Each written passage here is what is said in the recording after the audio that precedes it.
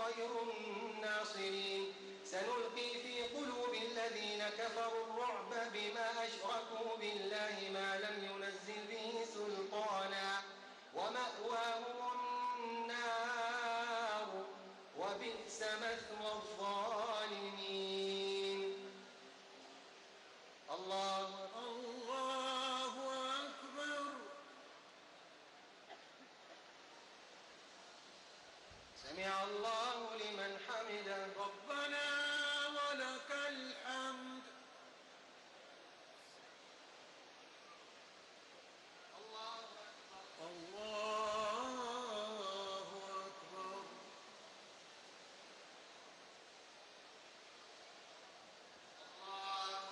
الله أكبر.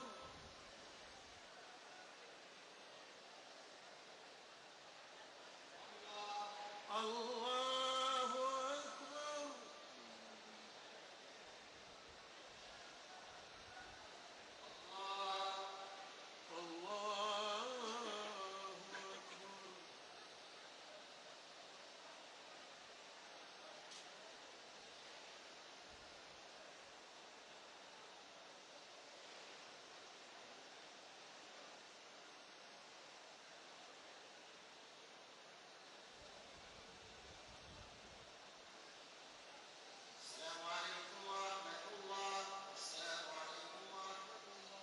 السلام عليكم ورحمة الله. السلام عليكم ورحمة الله. السلام عليكم ورحمة الله.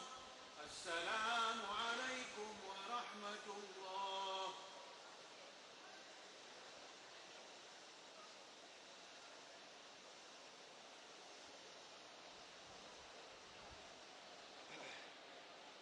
الله أكبر. الله أكبر.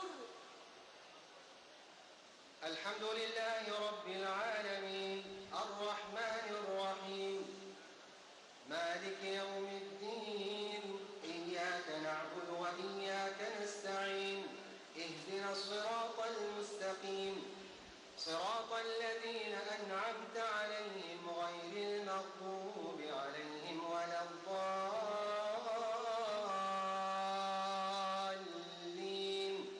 آمين.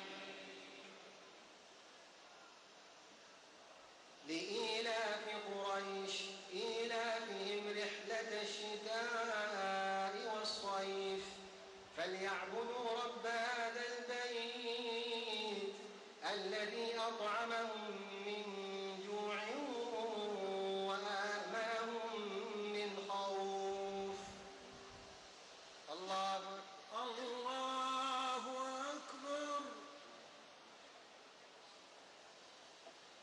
سمع الله لمن حمده. ربنا ولك الحمد. الله أكبر.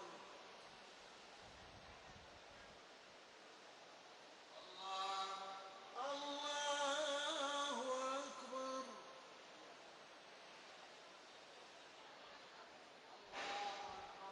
الله أكبر.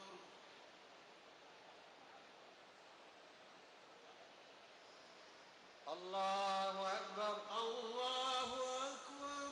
الحمد لله رب العالمين الرحمن الرحيم مالك يوم الدين إياك نعبد وإياك نستعين اهدنا الصراط المستقيم صراط الذين أنعمت عليهم غير المغضوب عليهم ولا الضالين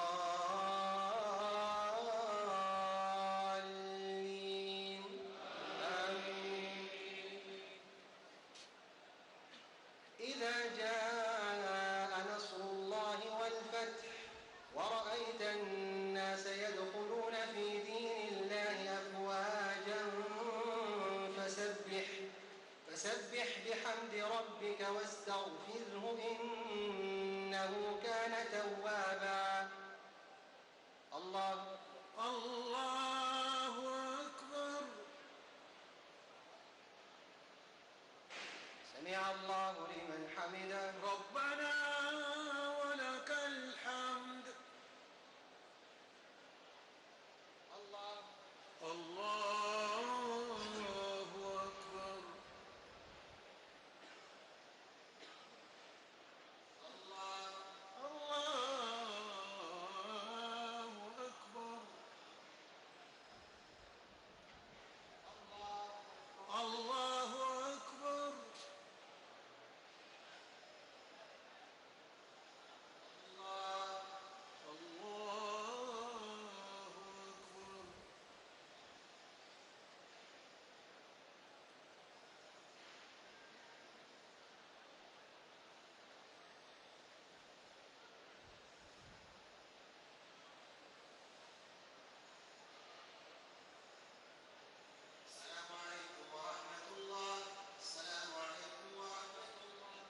السلام عليكم ورحمة الله.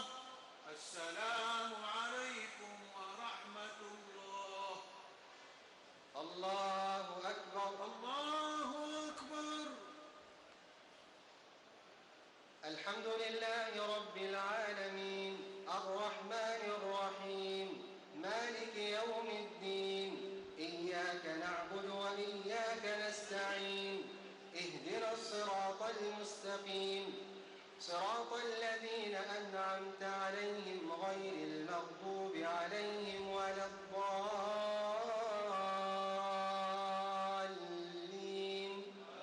آمين.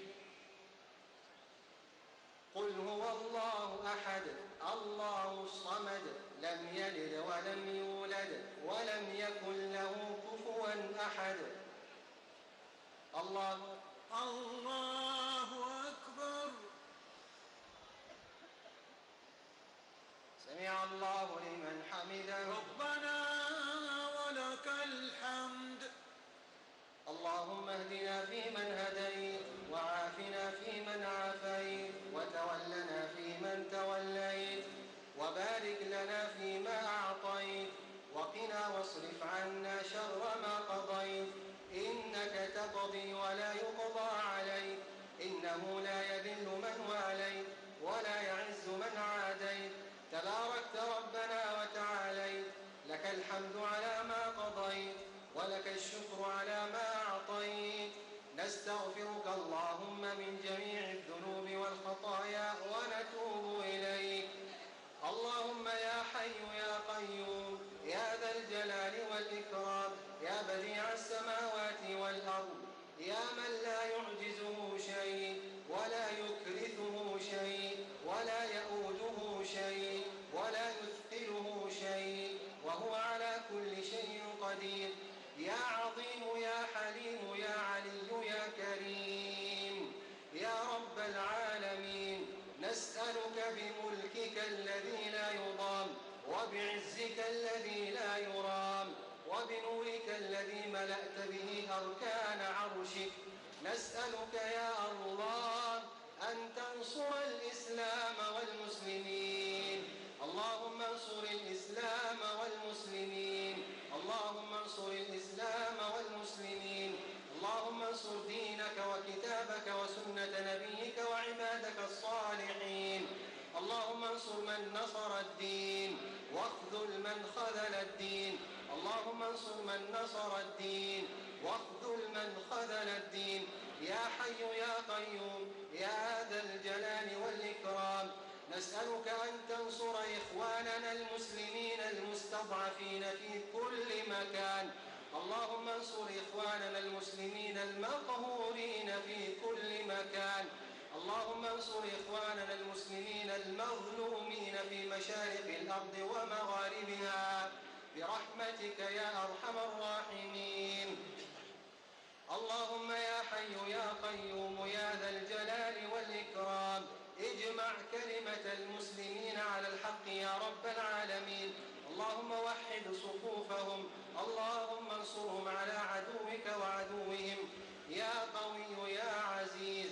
اللهم يا حي يا قيوم يا ذا الجلال والإكرام نسألك أن توفق ولي أمرنا وإمامنا لما تحبه وترضاه.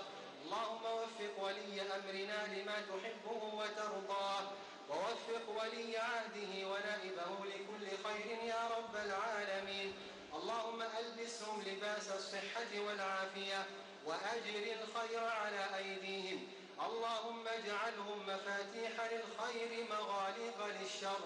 اللهم اجعلهم مفاتيح للخير مغاليق للشر برحمتك يا أرحم الراحمين. اللهم اغفر لنا وارحمنا وعافنا واعف عنا وارزقنا واجبرنا وارفعنا ولا تضعنا وأعطنا ولا تحرمنا وأكرمنا ولا تهنا وزدنا ولا تنقصنا وآثرنا ولا تؤثر علينا وكن معنا ولا تكن علينا وانصرنا ولا تنصر علينا. اللهم انصرنا على من ظلمنا اللهم انصرنا على من عادانا، اللهم انصرنا على من بغى علينا، اللهم لا تشمت بنا عدوا ولا حاسدا، اللهم لا تشمت بنا عدوا ولا حاسدا. اللهم اجعلنا لك ذاكرين، لك شاكرين، إليك أواهين منيبين مخبتين، برحمتك يا أرحم الراحمين. ربنا تقبل توبتنا واغسل حوبتنا واهد قلوبنا وثبت حجتنا وسدد ألسنتنا واسلل سخائم صدورنا، برحمتك يا أرحم الراحمين. اللهم وفقنا جميعا لما تحبه وترضاه، ووفق والدينا لكل خير يا رب العالمين. اللهم جازهم عنا خير الجزاء في الدنيا والآخرة، اللهم جازهم عنا خير الجزاء في الدنيا والآخرة، برحمتك يا أرحم الراحمين. اللهم اجعلنا في هذا الشهر الكريم من المقبولين، اللهم اجعلنا في هذا الشهر الكريم من المقبولين. اللهم وفقنا فيه للصيام والقيام كما تحبه وترضاه يا ربنا يا إله الكون، يا خالق الأرض والسماء. اعتق رقابنا ورقاب آبائنا وأمهاتنا وأزواجنا وذرياتنا من النار، برحمتك يا أرحم الراحمين. اللهم يا رحمن الدنيا والآخرة ورحيمهما، اللهم يا حليم يا عظيم يا عفو يا غفور يا رحيم، يا رب العالمين، يا من ترى مكاننا وتسمع كلامنا ولا يخفى عليك شيء من حالنا. نسألك أن تفرج هم المهمومين من المسلمين، اللهم فرج هم المهمومين من المسلمين، ونفس كرب المكروبين، وقض الدين عن المدينين، واشف مرضانا ومرضى المسلمين، وعاف مبتلانا ومبتلى المسلمين.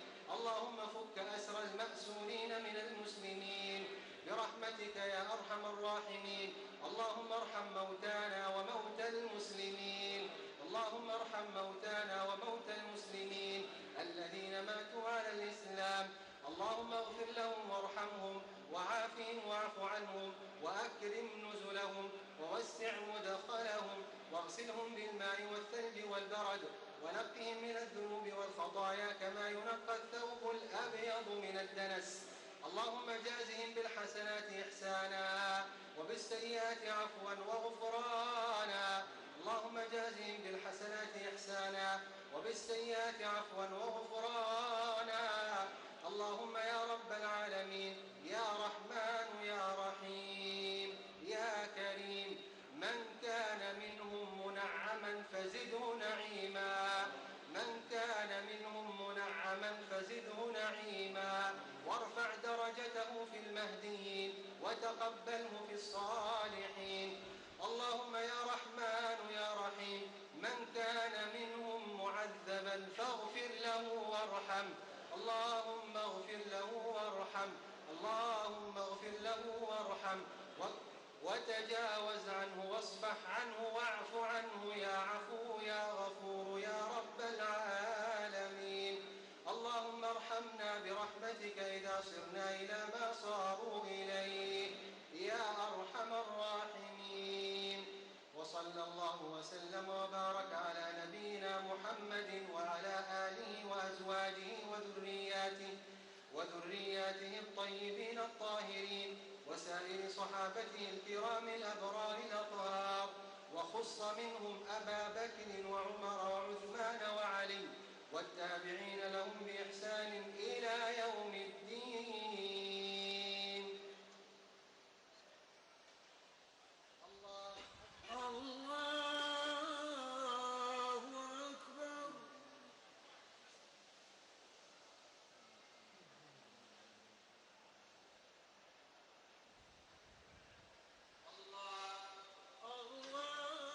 الله أكبر.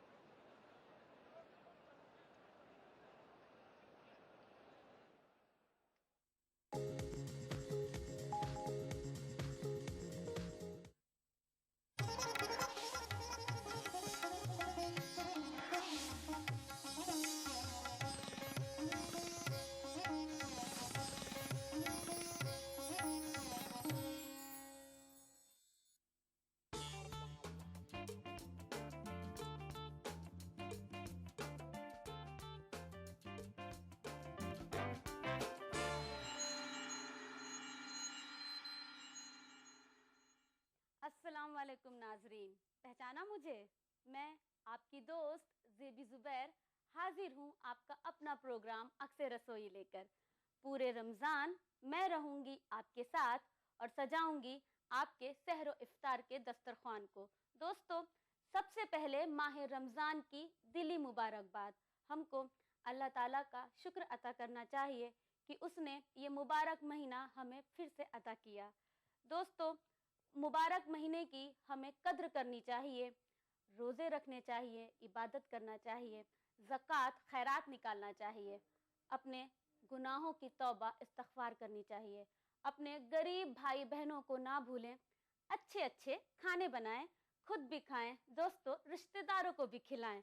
चलिए इसी के साथ आगाज़ करते हैं आज के पहले एपिसोड की पहली रेसिपी से, जिसका नाम है मुर्ग काली मिर्च। तो चलिए दोस्तों, शुरुआत करते हैं पहली एपिसोड की पहली रेसिपी से, मुर्ग काली मिर्च।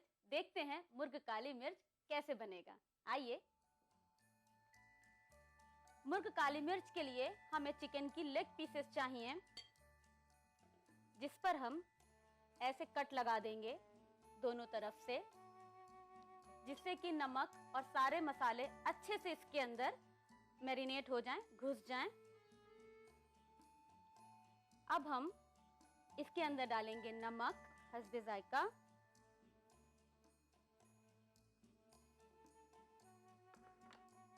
नींबू का जूस। यहाँ मैंने ली है तकरीबन 10 पीस लेग की, तो मैं यहाँ पे 2 टेबल स्पून नींबू का जूस डालूंगी।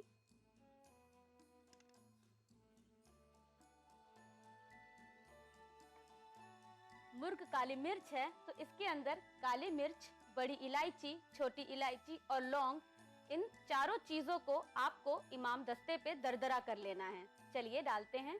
हम लेंगे काली मिर्च, बड़ी इलायची, छोटी इलायची और लौंग। इनको मैंने यहाँ अलग अलग दरदरा किया हुआ है। तो छोटी इलायची लेंगे, तकरीबन आपको 6 से 7 छोटी इलायची लेनी है और छिलका उतार के उसको दरदरा करना है।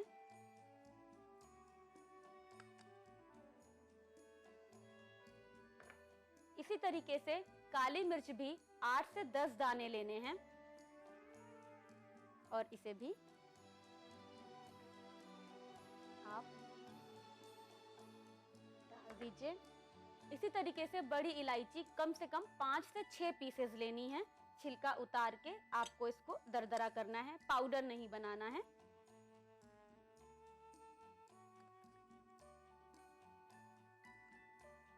लौंग को भी कम से कम 7 से 8।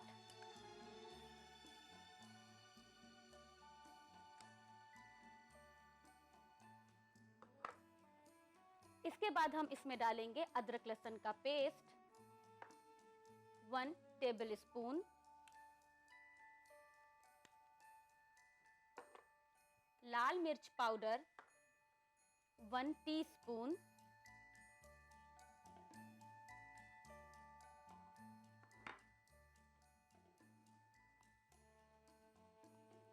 इनको आपको अच्छे से पहले आप इसको मिक्स कर लीजिए, मिला लीजिए।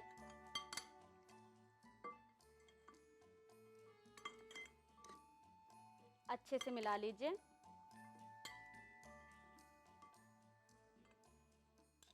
अब हम इसमें डालेंगे गरम मसाला पाउडर, ½ टीस्पून गरम मसाला डालने के बाद अच्छा होगा कि आप हाथों से मसालों को इसमें मिलाएं, ताकि ये अच्छी तरीके से चिकन में जज्ब हो जाएं।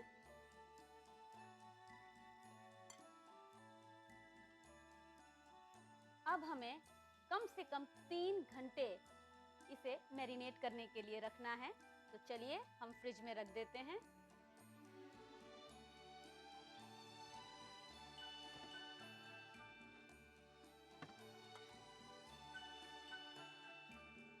दोस्तों 3 घंटे गुजर चुके हैं। चलिए अपने चिकन को निकाल कर लाते हैं।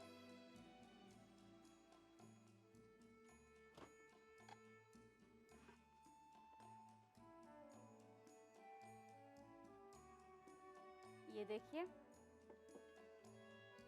अब हम लेंगे अवन की ट्रे, इस पे अच्छे से तेल लगा देंगे क्योंकि ये मुर्ग काली मिर्च ड्राई है तो इसे हम अवन में बेक करेंगे। तेल लगाने के बाद अच्छे से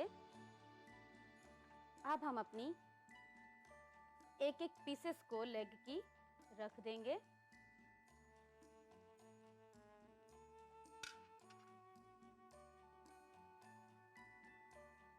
इसके बाद हम डालेंगे अपने दरदरे मसालों को थोड़ा थोड़ा ऊपर से स्प्रिंकल कर देंगे इनके ऊपर।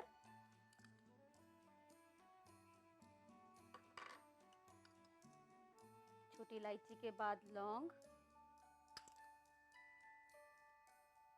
बड़ी इलायची,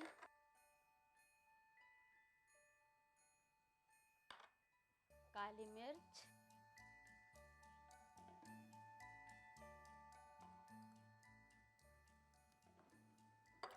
और हमें लेना है मक्खन, अच्छे से चिकन के ऊपर रखकर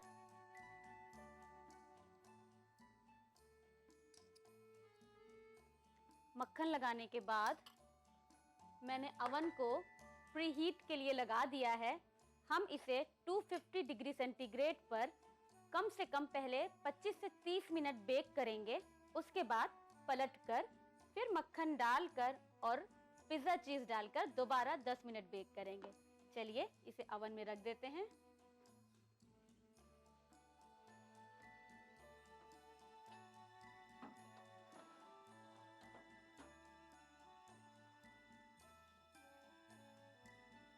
पच्चीस से 30 मिनट के बाद हम इसे निकालेंगे, एक बार पलटेंगे और फिर इसके ऊपर हम बटर और पिज्जा चीज डालकर दोबारा से 10 मिनट बेक करेंगे।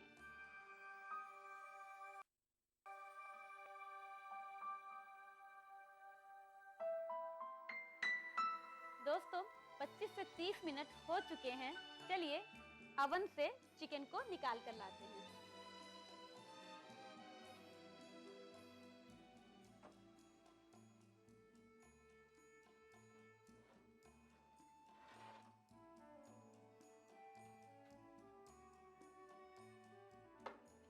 देख रही हैं आप कितने अच्छे से ये ऊपर काली मिर्च की कोटिंग हो चुकी है। इसे हमें लकड़ी के चम्मच से पलट लेना है। ऐसे आराम से इसको पलट लीजिए। सारी पीसेस को अच्छे से पलट लीजिए क्योंकि हमें अब दूसरी तरफ से इसको सेकना है। इसके बाद हम मक्खन लेंगे, दूसरी तरफ भी मक्खन डालेंगे।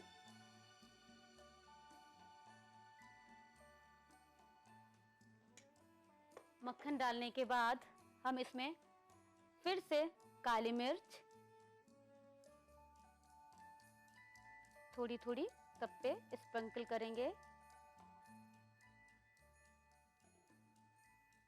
काली मिर्च के बाद बड़ी इलायची, चारों दरदरे मसालों को हमें इसमें दोबारा से दूसरी साइड से स्प्रिंकल करना है। देखिए देखने में ये कितना खूबसूरत लग रहा है।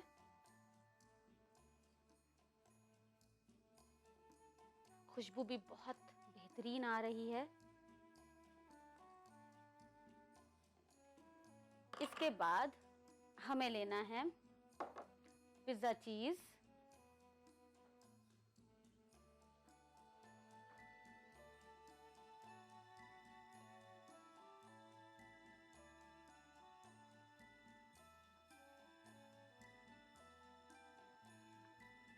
अब हम इसे दोबारा से अवन में 10 से 12 मिनट के लिए बेक करेंगे। चलिए आइए रख देते हैं।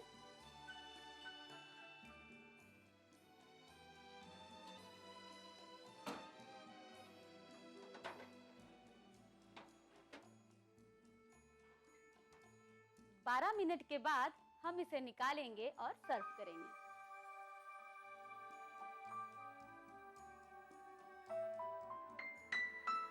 आइए दोस्तों 10 से 12 मिनट हो चुके हैं, हम चिकन को निकाल कर लाते हैं।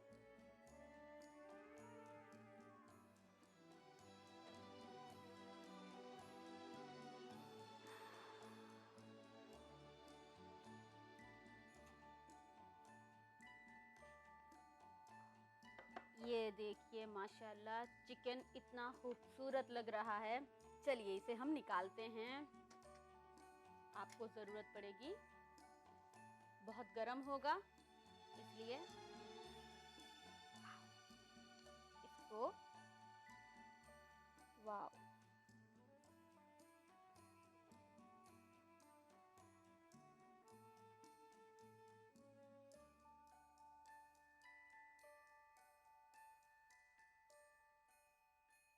अब हम इसमें डालेंगे कुछ मसाले जो ऊपर से हमें स्प्रिंकल करने हैं। चाट मसाला पाउडर,